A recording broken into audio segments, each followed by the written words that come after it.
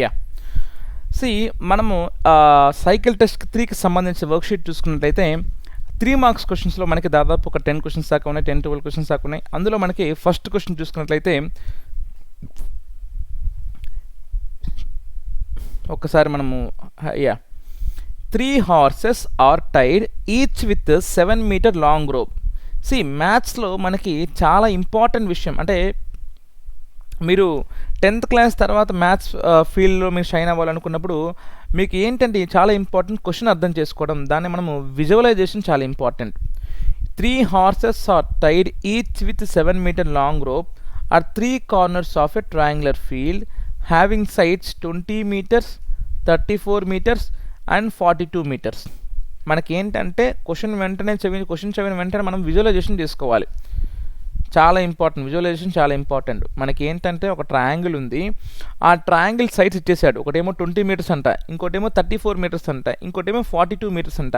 అయితే ఆ triangle 3 corners దగ్గర మనకి 7 మీటర్స్ లాంగ్ రోప్ ఉన్న తాడుతో మనకి ఒక హార్స్ని టై చేశాడు. అట్లా 3 కార్నర్స్ దగ్గర మనకి 3 హార్స్ టై చేశాడు. Okay, so we have to find the area of the plot that can be గ్రేజ్డ్ by the horses. So ఒకసారి నేను డయాగ్రామ్ మీకు చూపిస్తాను చూడండి.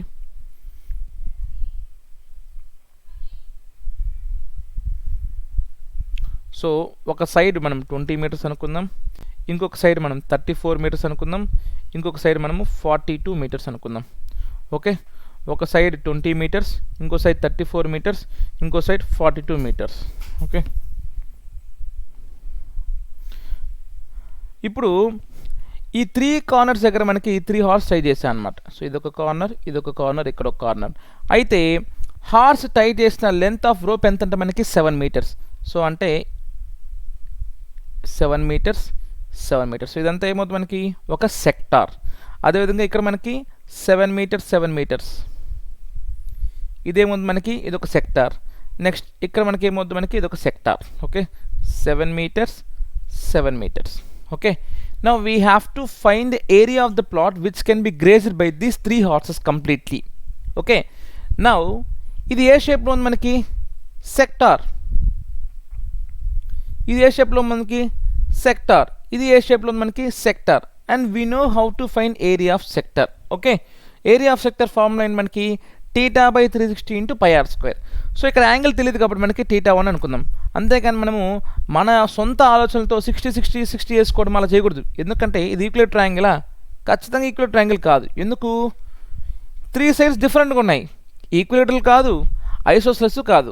పోనీ రైట్ యాంగిల్ ట్రై చేద్దామంటే 20² + 34² 42² ఈక్వల్ కాదు. సో ఇది ఈక్వలేటరల్ కాదు, ఐసోసెలస్ కాదు, రైట్ యాంగిల్ ట్రయాంగిల్ కూడా కాదు. సో కాబట్టి మనము యాంగిల్ మనం బై డిఫాల్ట్ మనం అజ్యూమ్ చేసుకున్నట్టు లేదు. సో యాంగిల్ తెలియదు కాబట్టి ఏమనుకుంటాం మనం ఇక్కడ θ1 అనుకుంటాం, ఇక్కడ θ2 అనుకుందాం, ఇక్కడ θ3 అనుకుందాం angle. So now area of the first sector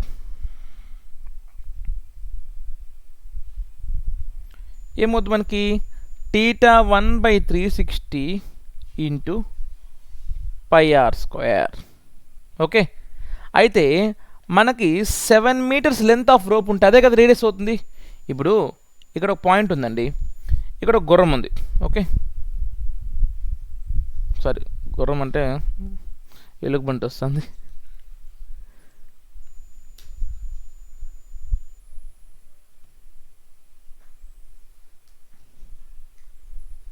గుర్రం లాంటిది అనుకోండి. సో దీన్ని మనము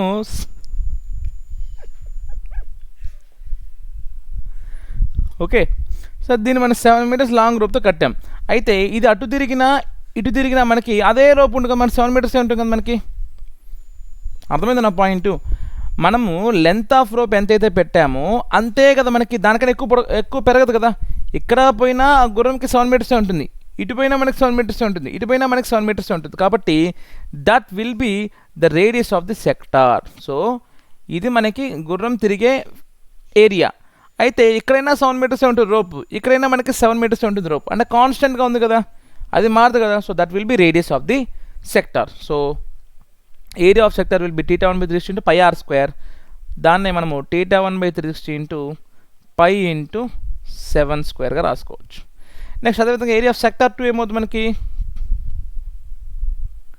theta 2 by 360 into pi r square అంటే theta 2 by 360 into pi into radius సేమే కదా మనకి 7 స్క్వేర్. నెక్స్ట్ అదేవిధంగా మనకి సెక్టార్ 3 ఏమవుతుంది మనకి theta 3 by 360 into pi r square అంటే theta 3 by 360 into pi into radius సేమే కదా 7 square. So we need to find total area covered by these 3 horses అంటే so therefore total area is equal to area of first sector plus area of second sector plus area of third sector అంటే theta 1 by 360 into pi into 7 square plus theta 2 by 360 into pi into 7 square plus theta 3 by 360 into pi into 7 square. So ఈ 3 add చేసుకోవాలి. అయితే ఇక్కడ గమ్మత్తైన విషయం అంటే ఏమిటంటే మనకి ఈ 360 పై ఇంటూ 7 స్క్వేర్ మనకి ప్రతి టర్మ్లో కూడా కామన్గా ఉన్నాయి. సో ఒకేసారి కామన్ తీసేయచ్చు కదా మనము. సో అప్పుడు ఏమవుతుందంటే మనకి so theta 1 by 360 into pi into 7 square common తీసుకునేస్తే theta 1 అట్లా పెట్టేసింది. పై ఇంటూ 7 స్క్వేర్ కామన్ తీసుకునేస్తే ఇక్కడ ఏముంటుంది మనకి theta 1, ఇక్కడ ఏముంటుంది మనకి theta 2, ఇక్కడ ఏముంటుంది మనకి theta 3. ఓకే, మనం pi into 7 square by 3 common తీసుకునేస్తే theta 1 plus theta 2 plus theta 3 అంతే కదా. Pi into 7 square by 3 common ఇక్కడ మిగిలేదు మనకి theta 1. ఇక్కడ pi into 7 square by 3 common చేసి ఇక్కడ మిగిలేదు మనకి theta 2, ఇక్కడ మిగిలేదు మనకి theta 3. So therefore it would be pi into 7 square by 360 into theta 1 plus theta 2 plus theta 3. ఏ ట్రయాంగిల్ అయినా కానీ సమ్ ఆఫ్ ఆల్ యాంగిల్స్ ఎంత అవ్వాలి మనకి 180. అది ఈక్వల్ ట్రయాంగిల్ అయినా ఐసోసెలస్ ట్రయాంగిల్ అయినా ఏ ట్రయాంగిల్ స్కేలర్ ట్రయాంగిల్ అయినా ఏ ట్రయాంగిల్ అయినా కానీ మనకి సమ్ ఆఫ్ ఆల్ 3 యాంగిల్స్ ఎంత రావాలి మనకి 180. So it would be 180. So 180 1s are 180 2s are. So that means 22 by 7 into 7 square by 2. 2 1s are 2 11s are 7 square cancel. So 11 7s are will be 77 meter square is the total area grazed by the field. అర్థమైంది లేదు. if he asks to find what is the total area ungrazed by the horses అంటే మనకి grazing అయితే ఇది, ఏదైతే మనకి మిగిలిన area ఎలా కనుక్కోవాలంటే మనము టోటల్ ఏరియా ఆఫ్ ట్రయాంగిల్లో నుంచి సపరేట్ చేస్తాం. అర్థమవుతుందా మనకి ఏంటంటే ఫర్ ఎగ్జాంపుల్ నాకు ఈ ఏరియా కనుక్కోమని అనుకోండి. ఈ ఎంటీ ఏరియా కనుక్కోవాలంటే నాకు టోటల్ ట్రయాంగిల్ ఏరియాలో నుంచి ఈ సెక్టార్స్ ఏరియా సపరేట్ చేస్తే అప్పుడు ఏరియా వచ్చేస్తుంది నాకు ఎంటీ ఏరియా, అవునా కదా, అది అన్గ్రేజ్డ్ ఫీల్డే కదా. అయితే టోటల్ ఏరియా ఎలా కనుక్కుంటాం, 3 సైడ్స్ ఇచ్చేసాడు, ఎలా కనుక్కోవచ్చు, we can find total area by using Heron's formula. ఎందుకు మనకి A value B value C value ఇచ్చేసారు కాబట్టి root of S into S minus A into S minus B into S minus C. S కనుక్కోవచ్చు కదా, semi perimeter A plus B plus C by 2 వేస్తే Heron's formula use చేస్తే మనకి total area వస్తుంది. ఆ total area నుంచి ఇప్పుడు వచ్చి మనకు 77 సబ్ట్రాక్ట్ చేస్తే అప్పుడు ఏరియా ఆఫ్ ది అన్గ్రేజ్డ్ ఫీల్డ్ వస్తుంది అనమాట. Right. So this is how will find area of this question, I mean area of this problem. Okay.